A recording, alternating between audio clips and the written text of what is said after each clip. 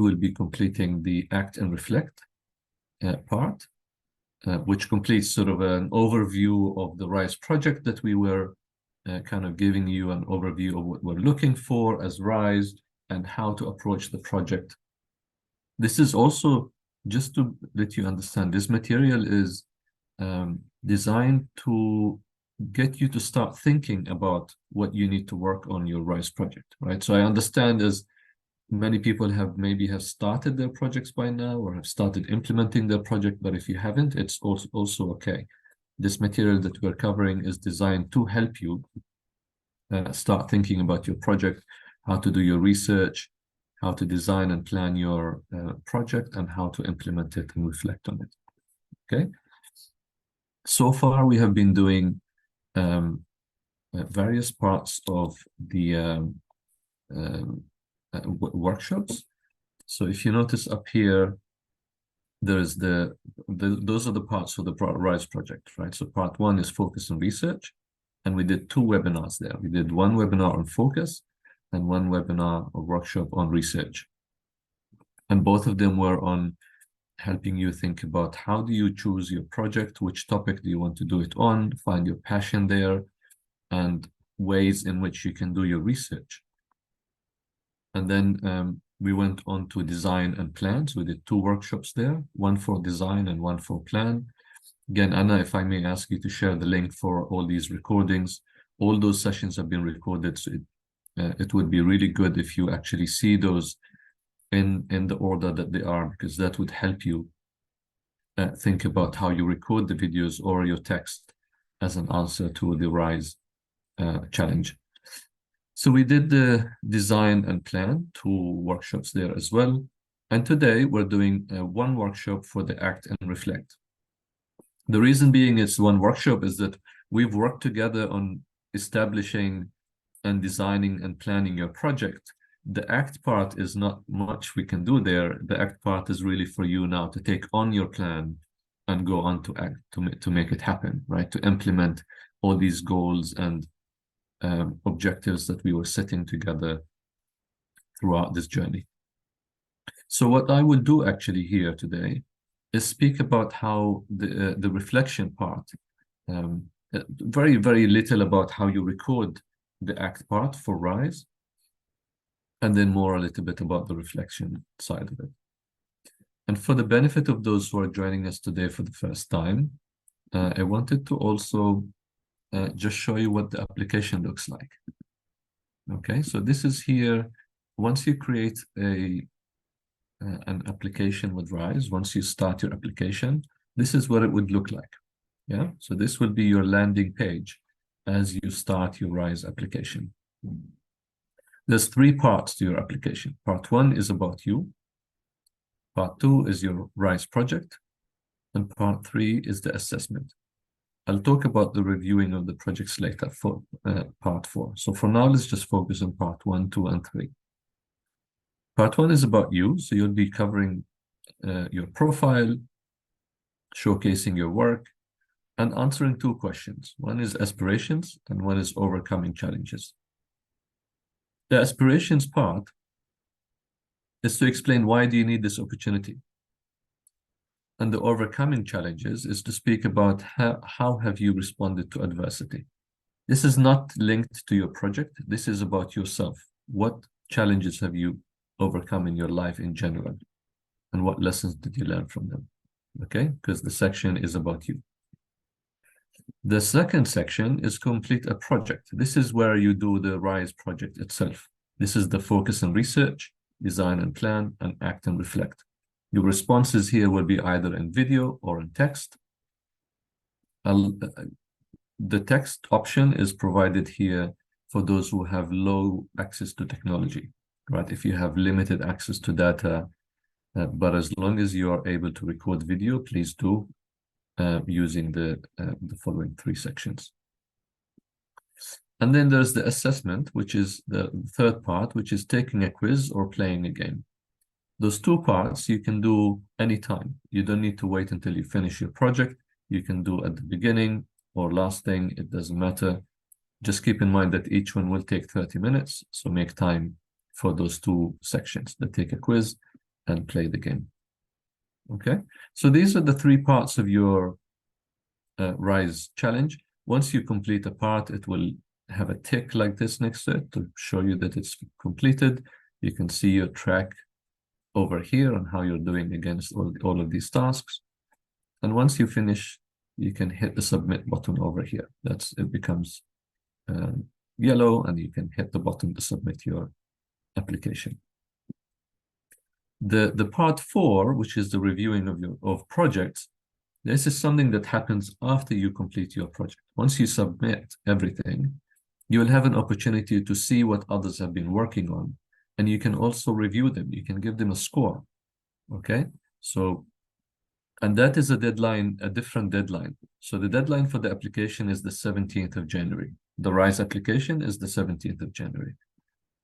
And after the 17th of January, or after you've complete your application, you'll be able to review other people's projects, and that you have until the end of January, until the 31st of January. Okay? But you wouldn't be able to see other people's projects and what they have been working on until you submit your application.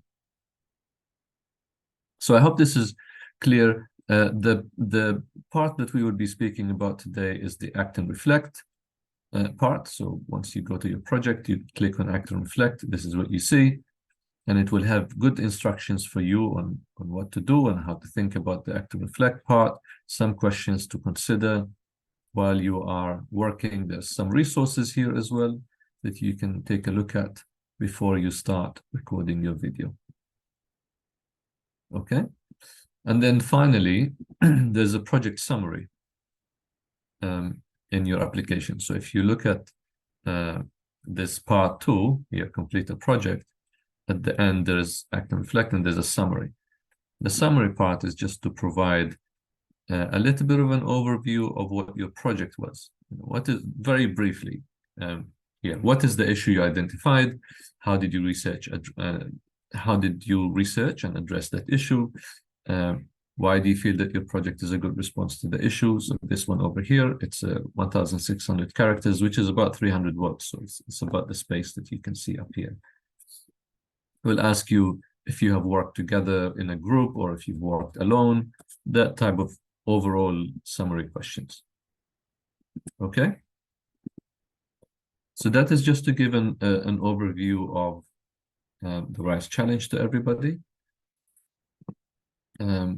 To move on, specifically for the Act and Reflect part, the following 4 questions is what you should consider when you're recording your video or answering via the text. So the first one is, what actions did you take to implement your RISE project? Sorry. The second one is, what challenges or surprises did you encounter, if any, and how did you adapt or persevere through them? The third one is, how effective was your project? How did implementing your project impact others? And how did the project help you develop as an individual? And what skills did you learn? Okay, so this is the 4 questions that you should consider as you are planning your Act and Reflect side. Just taking these on the side here. Okay. So to start with, I'll be covering 3 sections today. So providing evidence. This is on the Act side. One thing to consider is, why do I need to provide evidence of the project that I did? And providing evidence of what you did helps effectively showcase the work that you did. Okay? It can be seen as an accountability tool, and it's also a useful reflection tool for you, as it allows you to evaluate the effectiveness of your project. Remember that many people who watch or read about your project won't know much about the topic or the context of your project. So what you show as evidence helps the audience to understand what you did. Now, how do you best convey what you did? Now, you need to tell a story about your project. Try to make it as a story from the beginning until the end of the project. This means that you need to capture the most important moments of your project. There are many ways in which this can be done, but it's important that you honestly capture how your project went. there's a few things here to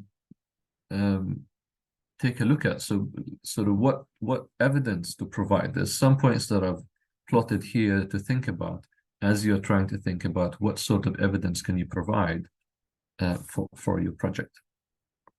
You need to provide evidence for what you did in your project. So evidence means something you can show to other people that proves and illustrates the process that you undertook. You can use physical or digital objects to tell the story of your project, whatever you can show to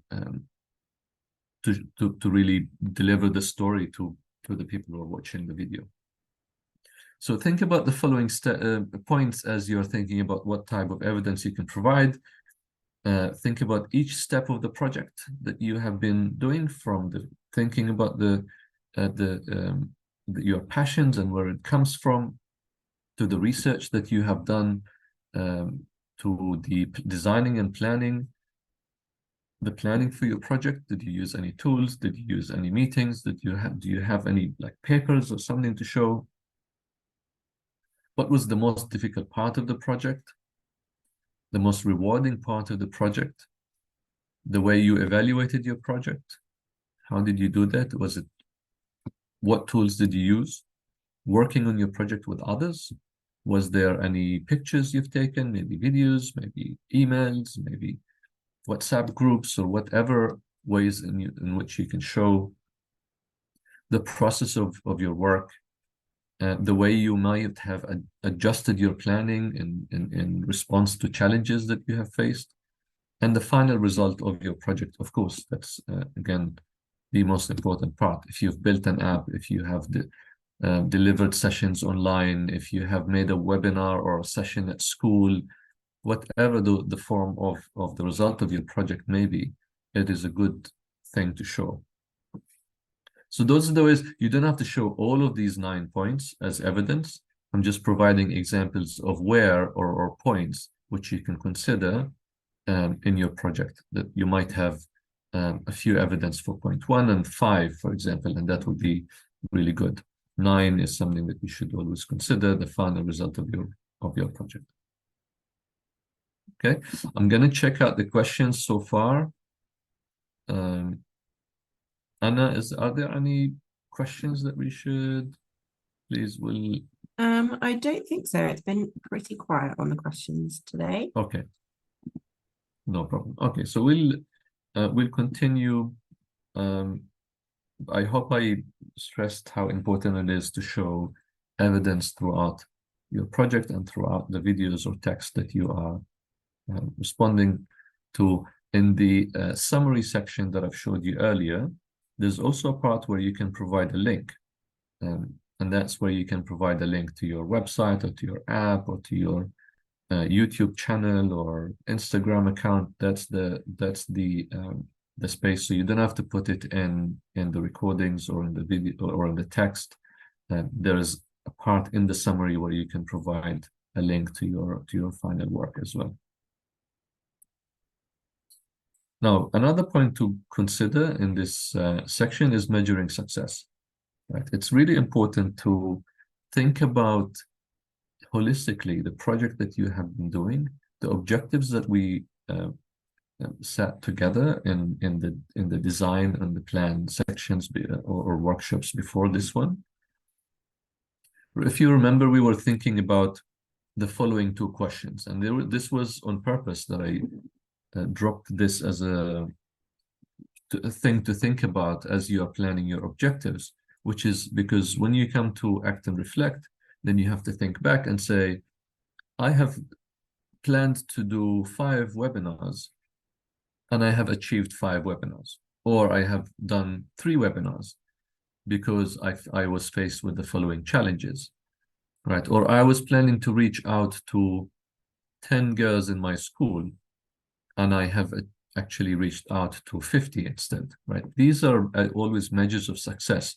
That's why we were thinking, when we were thinking about designing and planning, we're planning for objectives with some kind of numbers, right? To think about, I want to, for example, if I have a YouTube channel, I want I want to reach out to 100 people to view my channel, or if I have an app, I want it to be downloaded by 50 people. Whatever these measures that you put in the beginning, this is where you can reflect back on it and see how successful were you in achieving those objectives. Okay. Now, of course, it's fine if you haven't achieved those objectives or some of them, right? Because you would have been faced with challenges, either because the school was closed that I was planning to go to, or the speaker couldn't make it to the event that I was there. There's always challenges that we have been faced with and lessons that we can learn from it. And this is, again, a part where you can consider how to reflect on those points. So think about your goals that you have set up, the results or final product of the project that you started working on the design and plan, and how do you know the consequences of your project that had a positive effect on individuals and communities, and in what ways can you measure it now? Give this sort of measure the impact of your project in here. I have helped 50 people in my local school to learn English, for example, if my project was to teach English online, or something like I have contributed to the cleaning of the beach nearby and using the collected waste materials or the plastic I collected from the beach to produce 2 pieces of furniture that was sold on whatever or donated to the following. Right, that is the types of impact that you can then report on from this at this point. And another section, this is to think about, and which is to reflect on your journey with the full project. So reflection is an important part of the learning process since you have started working on your PRISE project until now. It makes you think of your individual journey and your experiences, all experiences and all thinking that you do, develop your ideas and literally change your mind maybe.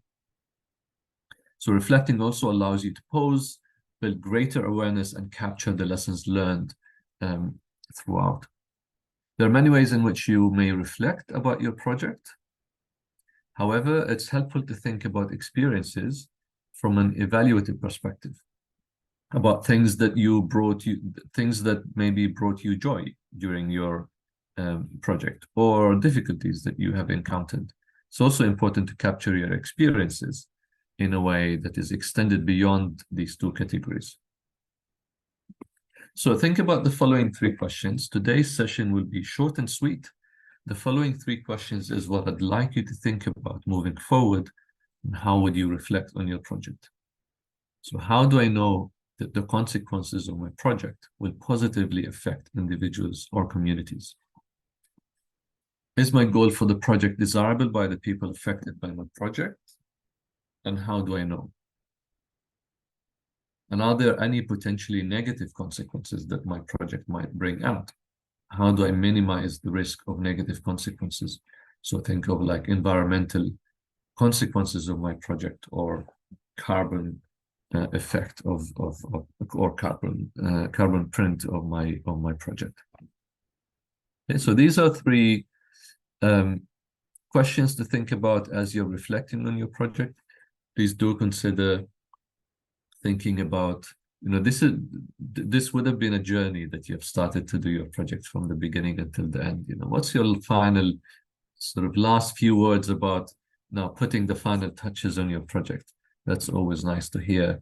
How did that change your thinking and your mind, or the community that you are working with?